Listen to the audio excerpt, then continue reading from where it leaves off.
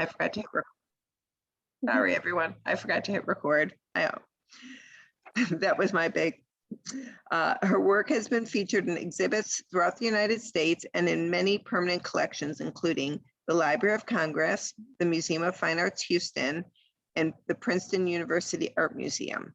Her work has been featured in numerous publications, including BBC World News, The Atlantic, The Washington Post, and a little paper you've maybe heard of called The New York Times. We will post a link to Jeanine's website in the chat feature so that you can explore more of her amazing work. This is actually the second time we have welcomed Jeanine Michna-Bales to the Evanston History Center.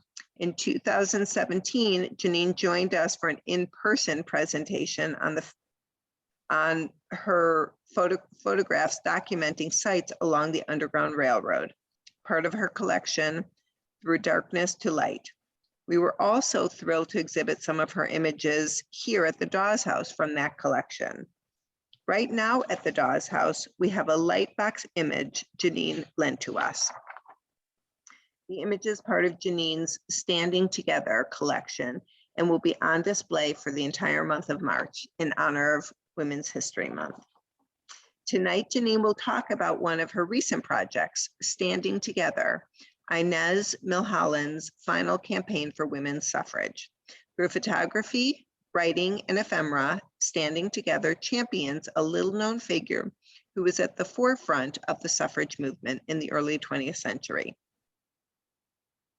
Before I turn it over to Jeanine, I wanted to point out that she was highlighted in a lovely article in Evanston's Roundtable today. And if you have not seen it, please go online and take a look. My colleague will post the link in our chat, in the chat feature.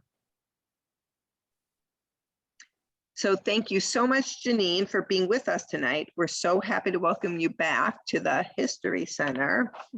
One quick note, after Jeanine's presentation, we'll have Q&A. If you have questions, please use the chat feature or type your questions there. If you'd like to ask your question live, please let us know by raising your hand, then we'll call on you. You can unmute your microphone at that time and join us during the discussion. And now I'll hand it on over to Jeanine. Thanks so much.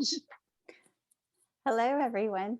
Thank you so much for having me back. I'm so excited. I wanted to print out a little buffalo head and stick it behind me. But I didn't do that. But anyway, I am excited so much to be here. So let me go ahead and do screen share and get up my talk. Okay. So as Eden mentioned, this project is entitled Standing Together, Inez Milholland's Final Campaign for Women's Suffrage. I worked on this project from 2016 to 2020. Everything was supposed to come out during 2020, which was the 100-year anniversary celebration of the 19th Amendment. But the pandemic had a different, I guess, a different path for this project. So we're still in the process of releasing things for it. So let me get, there we go. So this first, the pages that you're looking at are from the Women's Franchise League of Indiana, and it's 1910 to 1920. I grew up in Indiana, so while I was home visiting family, I found myself digging through the correspondence file folders from the Franchise League at the Indiana Historical Society. And I'm not really quite sure what compelled me to do this, but I had been thinking about women's rights and the lack thereof for a long time. I had learned little about women's rights, particularly the women's suffrage movement in school. Why was the history of a century-long political struggle not better known? Why didn't I have a more complete understanding of what women had to fight for in order to secure the rights that I and other American women have today? I wondered how we could bring these heroic women back into our collective history. In the 1910s, the Indiana League was campaigning for a statewide referendum to grant women the right to vote. They were sending letters with pledge cards to every influential man in the state, asking them to call a special session in order to vote on the matter. Every response was saved. A few expressed support for the referendum, but I was dumbfounded as I read the many responses filled with derogatory remarks and stereotypes about women, proudly signed in elegant script at the bottom, foreshadowing the measure's defeat. Um, so I began delving into the annals of women's rights in the United States, including women's enfranchisement. The quest for women's suffrage in the US was a multi-generational movement, rife with power struggles and racism that spanned more than a century. Countless women comprised the movement. How could I possibly find a way to visually draw people into the women's suffrage story? And that's when I stumbled across a banner that was carried by a little known, or I guess now little known figure who was at the forefront of the movement in the early 20th century, Inez Milholland Boissevain. She was born in 1886 and she died in 1916. The first and last lines of the banner read, "Forward out of darkness, forward into light." I believe that the universe works in mysterious ways. My previous book, as Eden has already mentioned, was entitled Through Darkness to Light, Photographs Along the Underground Railroad. And when I saw the words on that banner, I knew that Inez would be the woman to help me personalize and visualize a movement of thousands of women. As I researched Inez's life, I became completely enamored with her. Driven by her belief that women were equal to men, this epitome of the new woman challenged traditional gender norms in the early 1900s by becoming a lawyer, activist, war correspondent, suffragist, and orator. She wrote speeches, letters, plays, and articles arguing that women were worthy of the right to vote. As I read her words, often in her own handwriting, I could almost hear her voice in my head, enumerating the ways in which women were competent, capable, intelligent, and active contributors to modern society, thoughtfully and methodically countering each argument that attempted to deny a woman's status as equal to men in the world. Sometimes I felt that if the dates were removed, we wouldn't know that her words had been written more than a century earlier. When she saw an injustice, she threw herself full force into fixing it.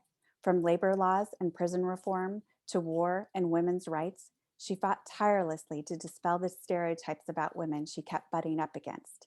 And each rejection only fueled her determination more. She was turned away by 3 Ivy League schools, law schools, and denied access to the front lines as a war correspondent because of her gender. She graduated with a law degree from New York University in 1912 and later practiced law despite the fact that it was a male-dominated profession. In this photo from the 1913 National American Women's Suffrage Association parade in Washington, D.C., Inez described her attire as something suggesting the free woman of the future, crowned with the Star of Hope, armed with the Cross of Mercy, circled with the blue mantle of freedom, breasted with the torch of knowledge, and carrying the trumpet, which is to herald the dawn of a new day of heroic endeavor for womanhood. So when she did lead this parade, she basically single-handedly kept the parade going. It became violent very quickly. Men were rushing into the streets and pulling women off of floats, spitting on them, hitting them, kicking them, tearing up the banners. And she basically rode Grey Dawn here that you see through the crowd and got the women safely to the Capitol steps. Inez helped fellow suffragists Alice Paul and Lucy Burns form the National Women's Party, whose goal was a constitutional amendment for women's suffrage. Frustrated by the lack of progress in a state-by-state method of securing the vote for women, as well as President Woodrow Wilson's inaction on the matter, the party sought to put their fate directly into women's hands. The National Women's Party mounted a radical campaign to send a dozen suffragists from the East out to 12 Western states and territories where women had the right to vote: Alaska, Arizona, California, Colorado, Idaho, Kansas, Montana, Nevada, Oregon, Utah, Washington, and Wyoming. Their request was simple but substantial.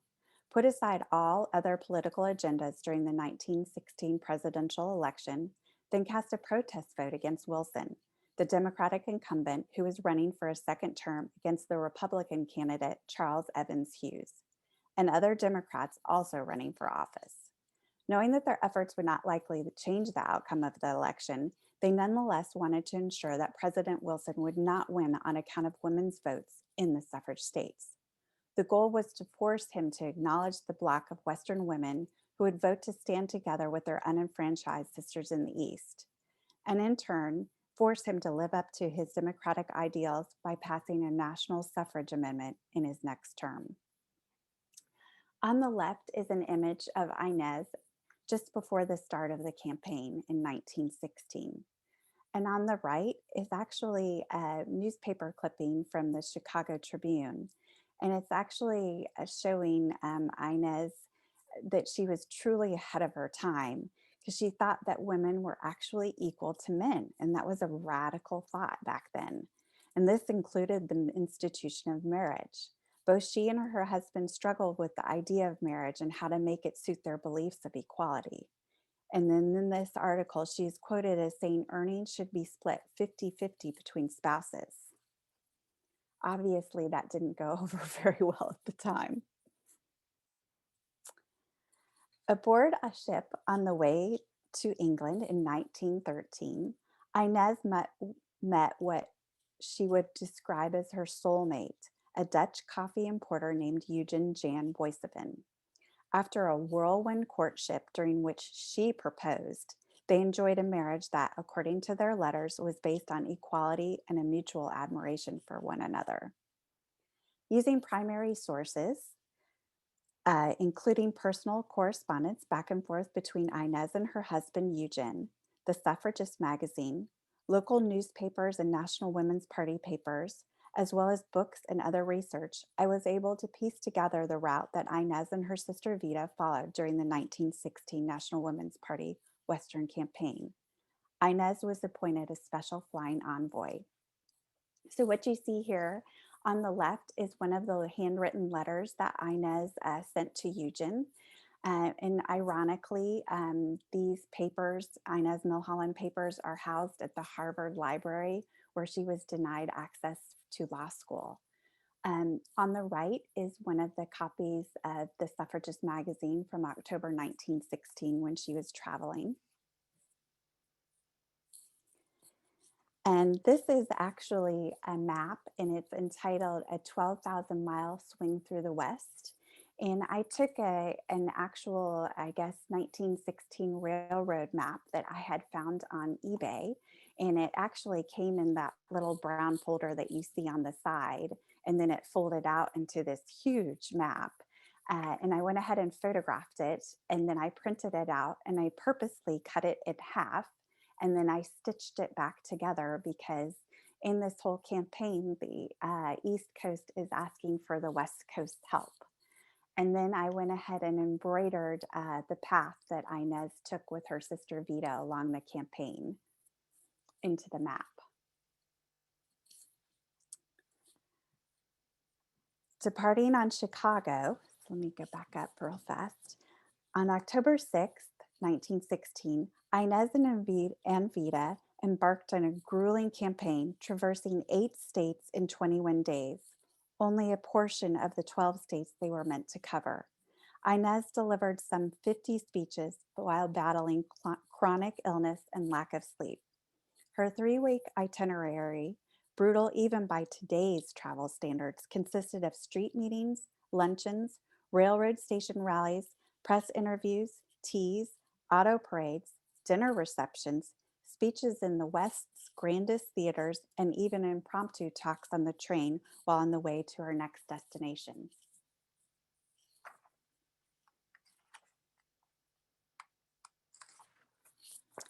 The images in this series follow the campaign trail and are made up of landscape images, still life, and reenactment images. Inez described the landscape in vivid detail in her letters to Eugene and expressed a desire on multiple occasions to return to explore the West with him. I purposely asked women of different ages and races to stand in for Inez and her fellow suffragists, since ultimately they gave all women the right to vote. Although some women were forced to wait until as late as 1962 and 1965 to cast a ballot in state election laws and intimidation, due to state election laws and intimidation prohibiting people of Native American descent or color from voting. On the left is the image ballot box circa 1910, and that image was taken in 2016. On the right, ready for battle 2019. On the left is a newspaper clipping from the New York Times, October 6, 1916, saying Mrs. Boissevain was off today. And on the right is Farewell, Grand Central Terminal, New York, 2018. Arrival, Chicago, Illinois, 2019. Inez and her sister Vida, traveling via train, left New York City on October 4th, 1916, stopping first in Chicago to meet with Alice Paul at National Women's Party headquarters. In a letter to her husband, Inez wrote that she had a horrible journey to Chicago and was sickest every bit of the way. She attributed her pain in head, shoulders, and back, coupled with dizzy headaches, to the train, writing that she would get used to it after a bit. She saw reporters in the afternoon and then saw the first of many doctors during the trip, who said that her tonsils were in awful shape. The night before the campaign began, the Milholland sisters had drinks and dinner with their father, John. He would later express concern for Inez's health in his diary pages. Apparently, she already had a bunch of bruises all over her body. She did have pernicious anemia, and then during the campaign, she developed severe tonsillitis and strep throat as well. Something Blue, Lake Michigan, Chicago, Illinois, 2018.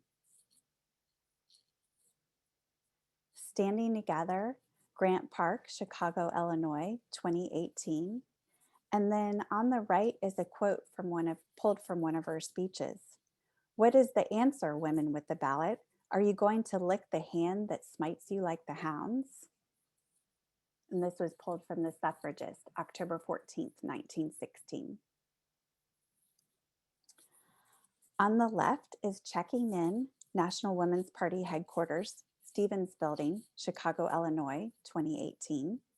And on the right, Dinner and Drinks with Vida and their father at the Blackstone Hotel, Chicago, Illinois, 2018. 1,735 miles covered so far, Wyoming, 2012. Union Pacific Passenger Depot, Cheyenne, Wyoming, 2019. Inez and Vida arrived after midnight on Saturday, October 7th, at their first stop along the campaign trail, Cheyenne, Wyoming, and were met by a local NWP member who walked them over to the Plains Hotel. Inez said she felt like the devil in the morning, but got better during the course of the day.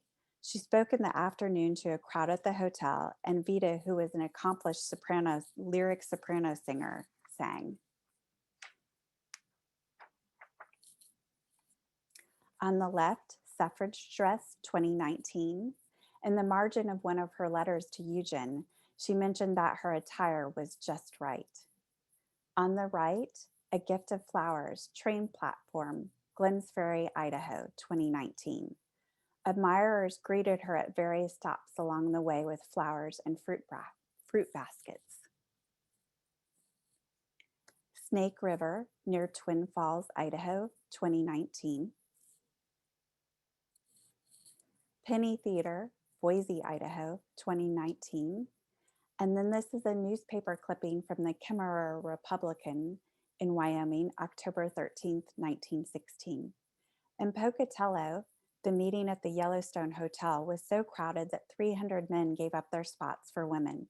After the meeting, Inez and Vida boarded a mail train and rode without food to Boise, where they headed to the Penny Theater. Inez spoke with Sarah Bardfield, who was a poet and suffragist who had driven an automobile across country the year before collecting signatures on a suffrage petition. They both spoke to an audience filled to the limit with scores standing. Inez remained on stage until 10:30 p.m. answering questions. Inez, Vida, and Sarah celebrated the successful meeting before the sisters boarded a 2 a.m. train to Portland, Oregon. It was a wonderful meeting, about 1,500, and I landed it. I am so happy, she wrote to Eugene. A Wonderful Argument, Oregon, 2019. In a handwritten letter to Eugene dated October 10th, 1916, Inez discussed having a wonderful argument with the conductor and Pullman car conductor and said that she got them over to our side. Approaching Portland, Oregon, 2019. She wrote in her letter, as the train made its way down the Columbia River into Portland, the sunset splashed the mountains and river with crimson. Upon their arrival at Union Station, Inez and Vida were greeted by reporters and photographers who followed them to the Multnomah Hotel, where a banquet for 500 was given in honor of Inez. Another 200 people had to be turned away. Inez shook hands with guests after dinner and huddled one-on-one with journalists until after midnight. When the sisters caught the next train to Seattle, arriving at King Street Station swathed in fog just after the crack of dawn, they were escorted to a luncheon attended by 100 prominent citizens at the Sunset Club. Then Inez spoke at the land show in the afternoon, headed back to the Sunset Club for a banquet dinner, and ended the day at Moore Theater for a mass meeting of nearly 3,000 people. She lingered on stage of the packed theater, answering questions until she was dragged away by Vida. As the journey continued, her confidence as an orator was growing. In another letter written on Sunset Club letterhead, she wrote, "Had a marvelous meeting last night, quite the best yet. Even I was satisfied. I'm learning and getting to be a real speaker." Lyrics on the left, we come at last. Night's portal we have passed. We come, trust thou our might. Thou too shall we walk in light. These lyrics were written by Sarah Bard Field, and they were set to the theme of La Marseillaise. On the right is We Will Not Fall Down from 2019. On the left is Fever, Aches, and Pains from 2018.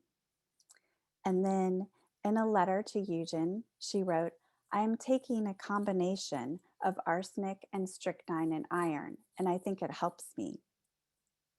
The doctors that she had been seeing had prescribed her a combination of arsenic and strychnine and iron, and she thought it was truly helping her.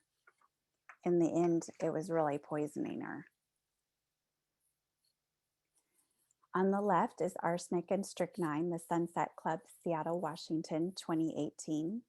And the right image is Marching Onward, Washington, 2018. She would continue to take the pills throughout the tour, sometimes doubling and tripling the doses just to make it through a day. She was determined, absolutely determined, not to quit. Several other women already had, and that was due to the grueling pace that Alice Paul had them all on. On the left, Women Hold Up Half the Sky, 2019. And on the right is a newspaper clip or a quote pulled from a newspaper clipping from Spokane, Washington, from the Spokesman Review. And it says, "As you act in the next months, so the fate of women will be determined in the coming year. You must say to the rulers of the nations, you cannot proceed without us." Inez and Vida went to Spokane, where the press coverage of an afternoon reception for more than 300 women at the home of Mrs. Austin Corbin II was positive and mentioned the decorations of huge brown baskets banked with barberries, Oregon grape and yellow maple leaves, and red and blueberries. The more seasoned suffragists described their many years of battle as a good fight and asserted that this will go down in political history under the title of First Battles of the Women's War. Later that night, the standing room only sign was dusted off and hung up 30 minutes before the meeting opened at the Strand Theater.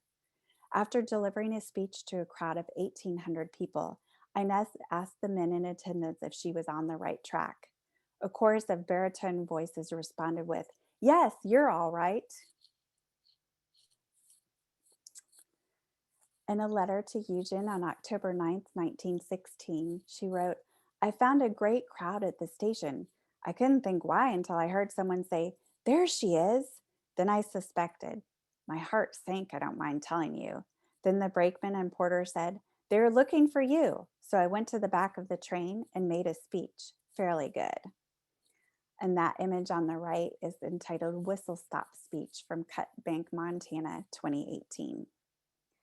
Inez and Vida traveled to Cut Bank and Shelby, both in Montana, for a train platform speech and street rally, then continued on to Great Falls, Montana, where they were greeted by a large crowd and the Black Eagle Brass Band. The automobile that escorted them to the Palace Theater, where Inez spoke that night to a crowd of 1,100 people, was part of an auto parade, which included a car filled with Blackfeet Indians in full war paint.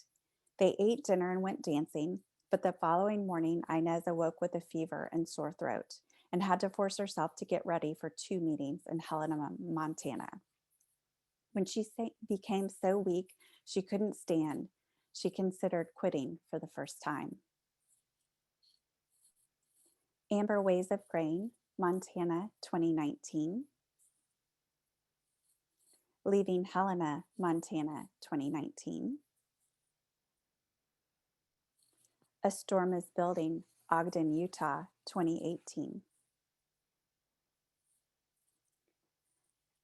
In another letter that she wrote to Eugen on October 17th, she wrote, I can't wait to get to Salt Lake City, for I expect to find there a letter and a telegram from you.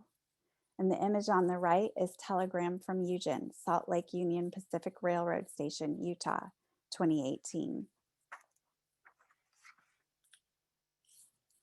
Dawn, Nevada, 2018.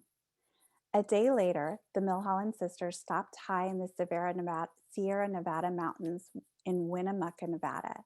Continuing through the state via train, they stopped briefly in Reno and motored to Virginia City, where promptly at 4 o'clock the mine whistles blew, the school bells rang, and even fire whistles welcomed them. After Inez delivered a speech to 500 residents in the street, women rushed to the town hall to register to vote. Continuing on to Silver City, for another street meeting, the sunset dyed the mountains surrounding the city a dramatic women's party purple, according to a report that Vida sent back to Alice Paul. The next stop was Carson City, where Inez spoke to a great crowd at the Grand Theater. Around 1 a.m., the sisters started the bitterly cold drive back down the mountain to Reno. While I was photographing, I actually took an overnight train, Amtrak, so that I could kind of see what it was like to spend the night on a train. And I have to say, after one night, I can't imagine trying to sleep on a train for 3 weeks straight and that being the only source of your sleep, especially when originally they had started, I guess, the first leg of the trip. They went from Chicago to Cheyenne in a first class car that Vida was able to arrange for them. But the press found out about it and lambasted them for it. So they had to switch to coach. And oftentimes they're boarding the trains at 2 o'clock in the morning, midnight. So all of the sleeping berths were usually full. So they really didn't get much sleep at all. And then also,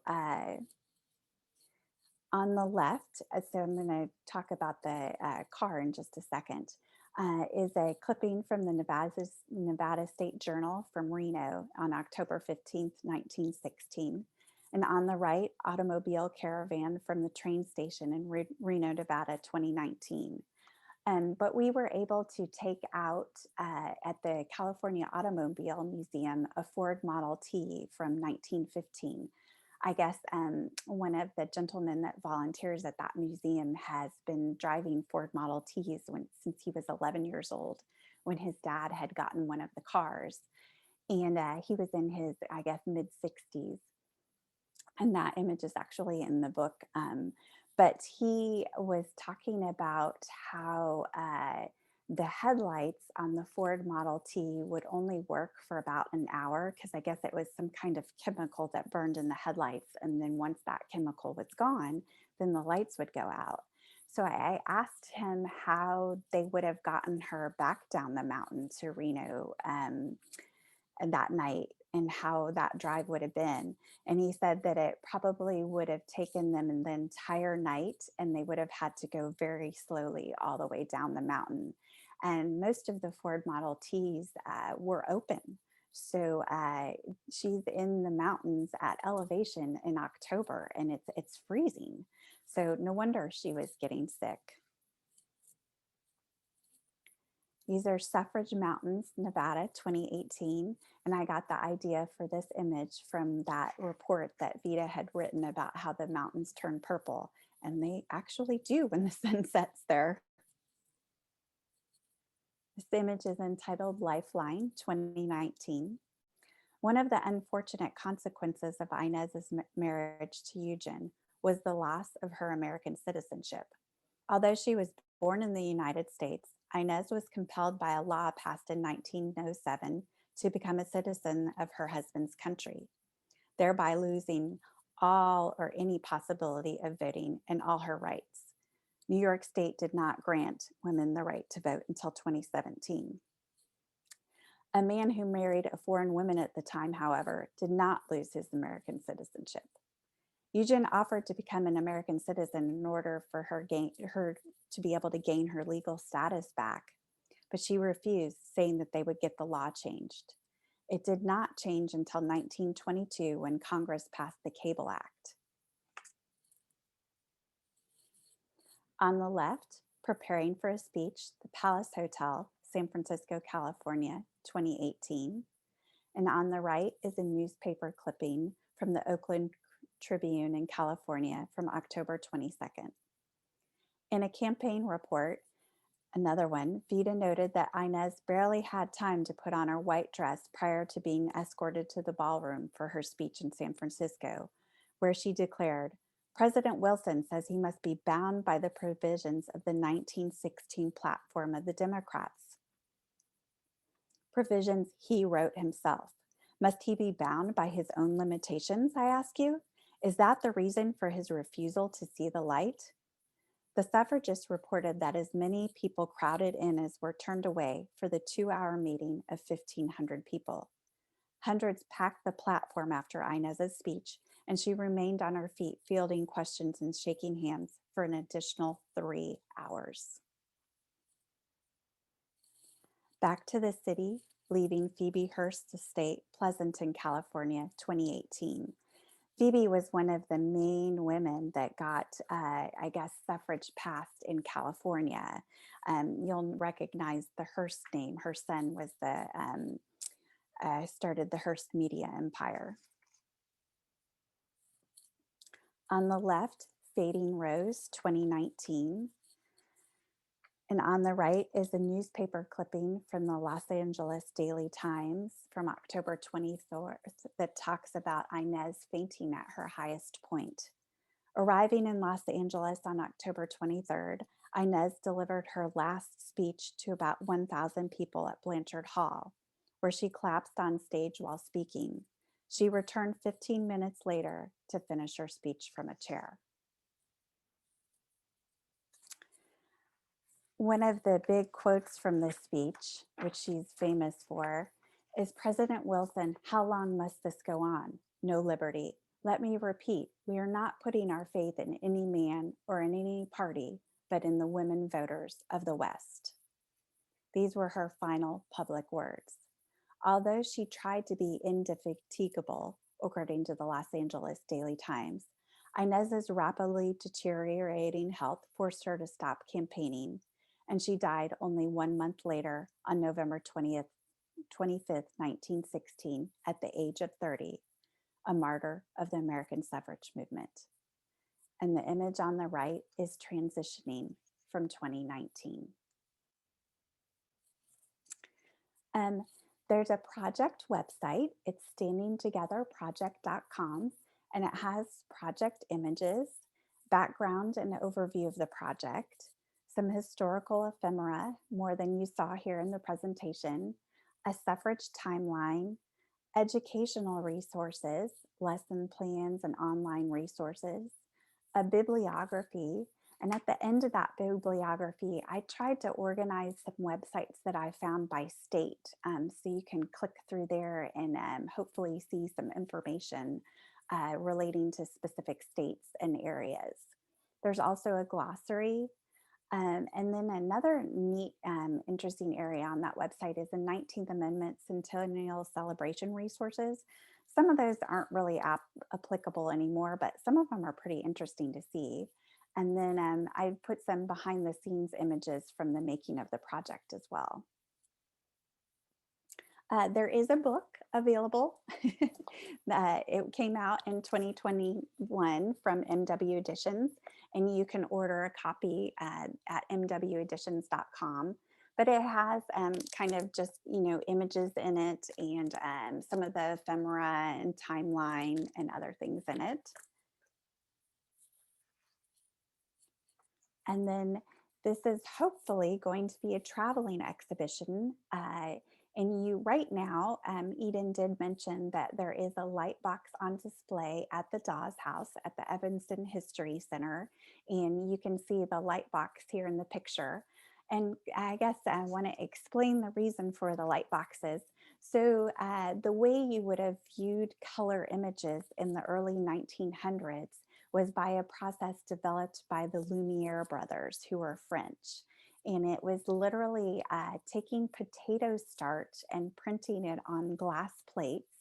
And it was 3 different colors that would kind of merge together to give this interesting, I guess, as close to color reality as possible at that time. There definitely was a shift from reality.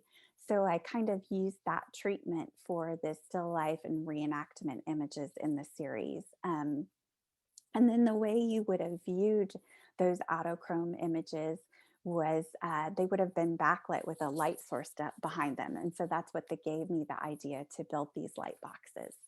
And then I put restoration glass over the top of the images. So the images are actually printed on paper, but then they have this neat restoration glass over the top of them that's kind of wavy and warped, as like the glass would have been at that time period. And then these are local Chicago area suffrage sites. I'm sure you guys know about some of them, but maybe not all of them. National Votes for Women trail marker is at the Catherine Waugh McCulloch. I'm not sure if I'm pronouncing that correctly. I'm sorry if I'm not, in Evanston. There's the Light of Truth Ida B. Wells National Monument in the Chicago Bronzeville neighborhood. The former home of Ellen Annette Martin, 1847 to 1916, is at 219 West Maple Street in Lombard, Illinois. And she actually, and I think it was 1896, I believe. I can't remember the exact date, but she read the incorporation documents for Lombard, and she noticed that it didn't specifically state a gender for voting. So she and 14 other women showed up in 1896 and voted in I guess a municipal election. Of course, the men later changed it and made it gender specific so that the women couldn't vote anymore. The 19th Century Club at 178 Forest Avenue in Oak Park, Illinois. They had quite a few, I guess, suffragists that were part of that club, and I think they had some suffrage meetings there as well. The former National Women's Party headquarters were located in the Stevens Building in Chicago, and I believe that address is 29 North State Street. One of the images that I showed at the beginning was from the lobby of that building.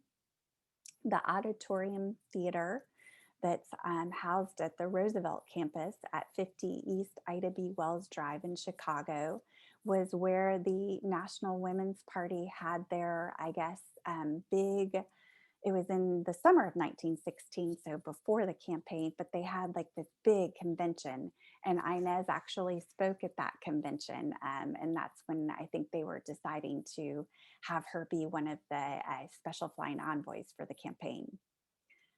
On the Wings of Change is a mural at Columbia College in Chicago. Then there's also another Votes for Women trail marker at the Grace Wilbert Trout House in, I think it's Forest Avenue in Oak Park, Illinois. And then there was a huge suffrage parade down Michigan Avenue on June 7th, 1916. And I think that kind of timed with that big, I guess, convention that I was talking about for the National Women's Party. So that image on the lower left is from that parade. And then on the right is the Light of Truth Ida B. Wells National Monument on the top. These are some Illinois specific websites that I found, and maybe I can have Jenny and Eden post them somewhere on their website so that way you'll have actual links to them.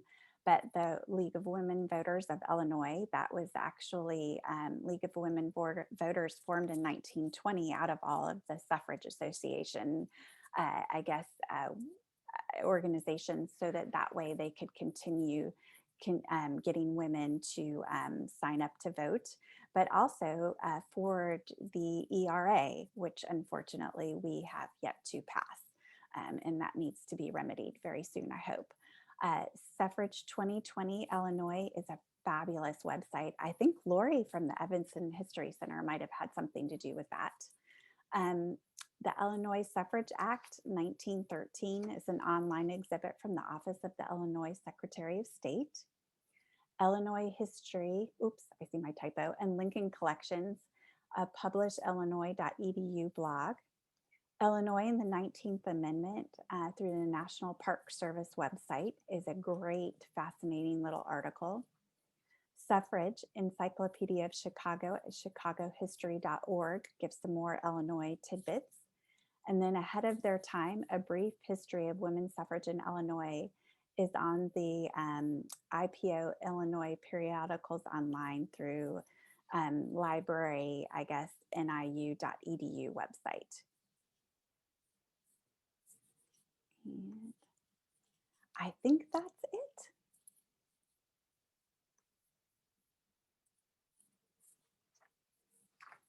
I think you're muted, Eden. Welcome back, everyone. Thanks, Jeanine. Jeanine, excuse me. Jeanine, that was amazing. We all learned so much, not just about your project, which is so interesting, but also about your, Inez, the suffrage movement, a little known story as you mentioned, and you know, in Illinois and in Evanston particularly, we're incredibly proud of our women's history and our own suffrage part of the story. So that was fun to highlight. And yes, you're right. My colleague Lori was the administrator of the Illinois 2020 website, and that can also be found as a link on our website at the Evanston Women's History Project. Okay, so I have two things to say before I get into everyone's questions. I'll start with my own. Well, the first thing I have to say is not a question, but many of you who are listening know me and know that my background is in art history. And I often think about what makes art, what makes an artist, that kind of thing. And as you were describing your process, particularly at the end when you were describing the light box that we have on exhibit at the History Center, I was struck by, it was like a perfect definition of what makes an artist: the investigative, the really thoughtful way that it's put together. Excuse me, the mixing of mediums, the beautiful imagery, you know. So I wanted to really, as a appreciator, connoisseur, I wanted to thank you for your incredible work on that, because it really, I mean, it was never in doubt in my mind, but really you are quite an artist in the grandest sense of the word. So congratulations. Thank you very much. So now the question on everybody's mind, tell us what else you're working on, because this is, we've been privileged now to see your work with Through Darkness to Light, and now you're standing together.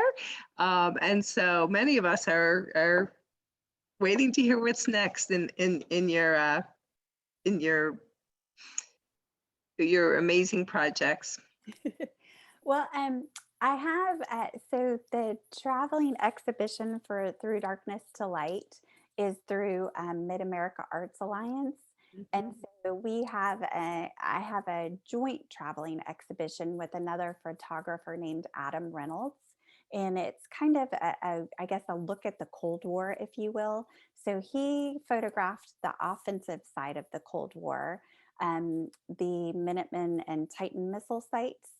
And then I photographed the defensive side of the Cold War through fallout shelters and civil defense materials. So that, and then we're putting together a publication for that. And then it's an interesting publication. It's got two covers, so you can access the book from each side. So like my project would be on one side, and then you flip the book over, and then Adam's project is on the other side. And then we meet in the middle with some collaborative pieces. And then I guess out of that, I always knew that my father was in the Navy, but he never really talked about what he did. And so he had gone on one of the shoots with me for the fallout shelters, because he lived in Florida. And so I was at an AT&T bunker in Florida that actually kept the military communication lines open in the event of nuclear war. And so he was looking at all the architecture there and stuff. And so I think we kind of started talking about the Cold War and all of that stuff. And evidently he was on the lead weather ship during Joint Task Force 8 and Operation Dominic. And so if you actually Google Joint Task Force 8 and Operation Dominic, it's insane. So I guess in 1962, there was kind of like a 3-year moratorium on nuclear testing, but Russia went ahead and broke that because they were in talks with the US and other countries about a nuclear test ban treaty. So Russia decided that before that would get signed, that they would go ahead and do some testing.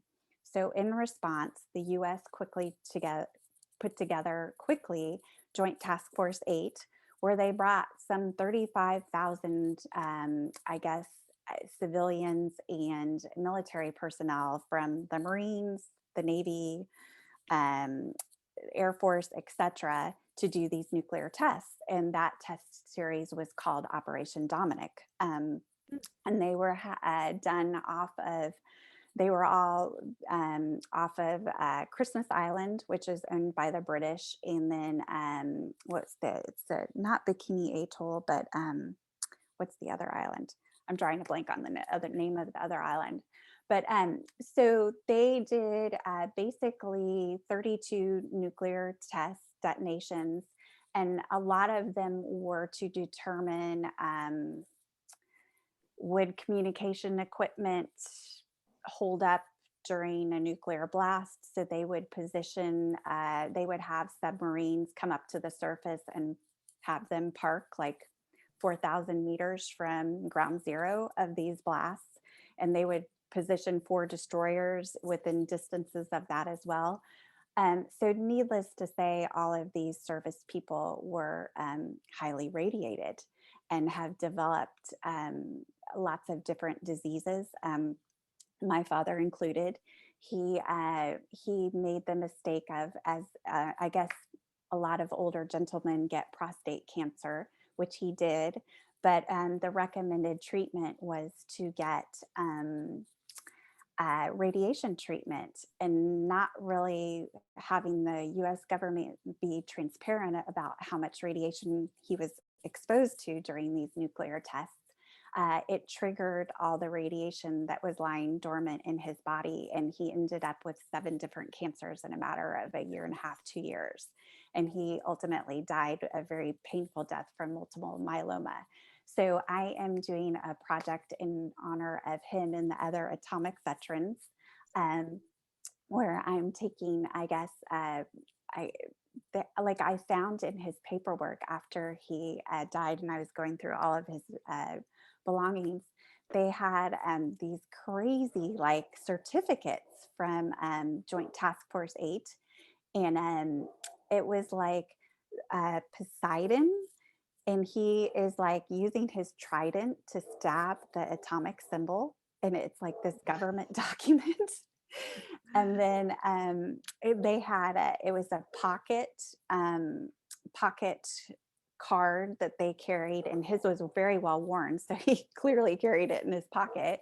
But it was atomic, biological, and chemical warfare, and then it was listed by like this. I guess how you would identify each thing, how you would see it, how you would smell it, what were its effects, what were the illnesses from it. So anyway, I'm taking all of these original documents and mixing them together with government documents that talk about like the tests. And yes, a lot of this information is declassified now, but a lot of it isn't. So it's like it's declassified, but then half of the document is blacked out. So I'm kind of piecing all that together with, I guess, also with found like family photos and everything. So, Jeanine, that sounds like an amazing project. So clearly, when I said that you were an artist, but I guess I should have been a little more specific and said you're really a Renaissance woman because you're doing it all. And I just saw a comment pop up that I just have to go back to. Hold on while I click it. It says, I love the way you dig deep into your projects, which I just think is perfect. I agreed, totally agreed. But that project sounds fascinating, and the way you're turning it around to make it into your art is fascinating. Okay, now I'm just now I'll get to other people's questions. That's the beauty of hosting. Can you talk about how you see yourself? Oh, this is funny. I didn't see this question, so it's funny to me. Can you talk about how you see yourself as an artist? You're a photographer, but your work involves so much more: history, artifacts, etc. How did you come to that process? So that's sort of a continuation of our conversation, which is just fantastic. yeah, I guess well, my background. So this is like my third career. So I was actually an advertising agency art director for 20 plus years, and so I think a lot of the way I approach my work has to do with that background because when you're given, a client or a project to work on at an advertising agency, you're given this creative brief that kind of sums up like what the client's looking for. And then you have to come up with these ways of a unique way of, trying to sell that product or that client. And so then I would inevitably like start researching all that. And I remember like some of the places that I worked for would get so frustrated with me because they would provide us with a tagline, but then I would do all my research and I'd be like, well, I think this tagline would be better. And sometimes they were like, oh, you're right.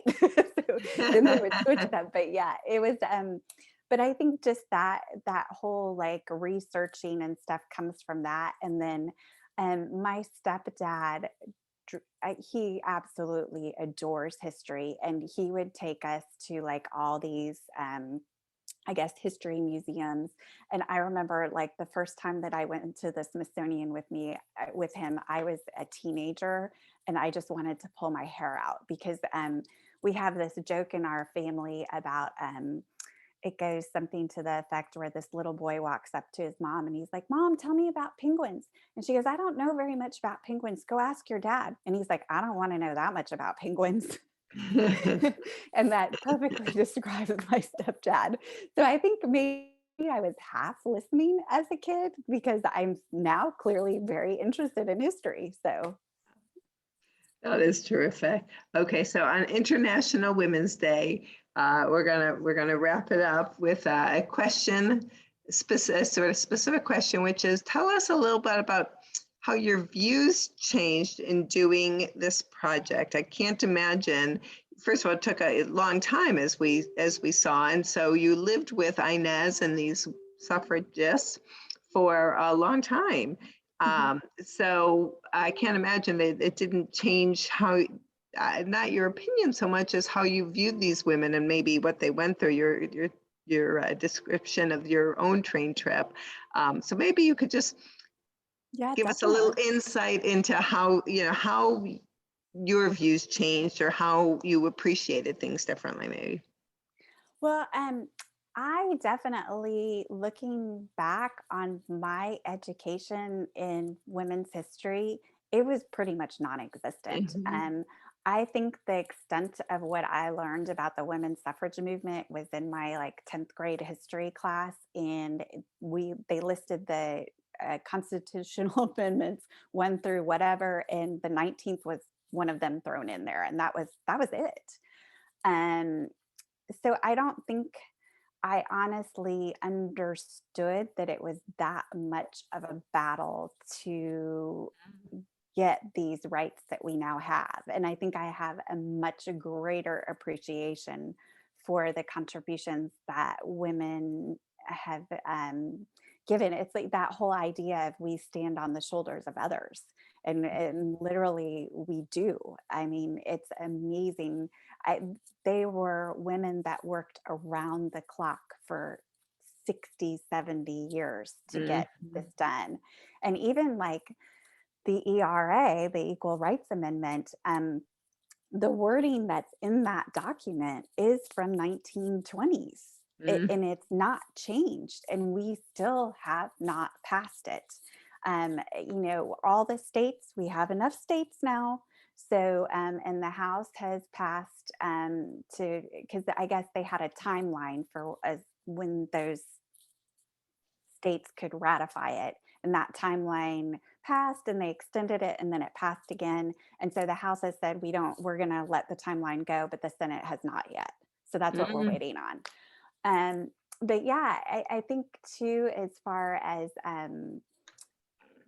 it was, I did this Instagram campaign, and I actually took it off my Instagram. I don't know, I have to find a home for it. Maybe I'll put it on the project website. But it basically, it was leading up to the 2020 election.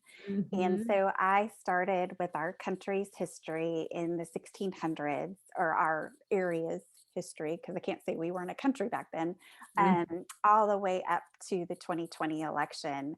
And so basically the founding fathers looked to the Haudenosaunee or the Iroquois Confederacy, because as far as like how to draft how government worked, and they were very much for women. And so, some of the first states, there were 5 states where women were allowed to vote prior to the country being formed and shortly thereafter. And then New Jersey was also, they didn't have any racial restrictions either, so nor gender or racial restrictions in New Jersey. And then systematically, as the country grew and formed, those states took away those voting rights. So it's almost like we were more progressive and then we went backwards. And so I kind of feel like we're coming full circle and going through that again right now with all of the restrictions and voting law changes and everything. And when the Supreme Court gutted the Civil Rights Act back in 2013, and that's what opened the floodgates for Texas, where I live, and other states to start passing all these restrictive laws and everything. So I think that's one of the reasons why I am so fascinated with history, is because we need to know where we came from so we don't make the same mistakes. And I feel like right now we are headed down that path again. So. Well, that's, in the history business, that's why we like to, that's why it's so important to do in my case, what we do, share history, learn from history, make history relevant. So, well, I really, Jeanine, want to thank you so much. We've all learned so much.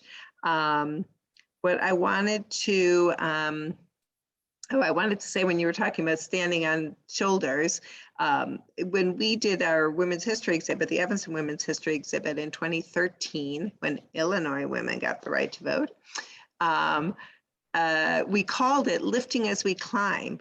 The same premise, cool. And that was the sort of anthem of the Iroquois League, the Black Women's Club in Evanston, and it was a national club, and that was their motto, Lifting as We Climb. So I think that's kind of an incredible statement. We loved it so much, we named our exhibit after it, and it's really the same thing you're saying. So so thank you to everybody who attended. I hope you enjoyed it as much as I did, and then you would have loved it, I promise.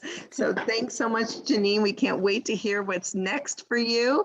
And to all our visitors, thanks so much for attending, and check out Jeanine's work, and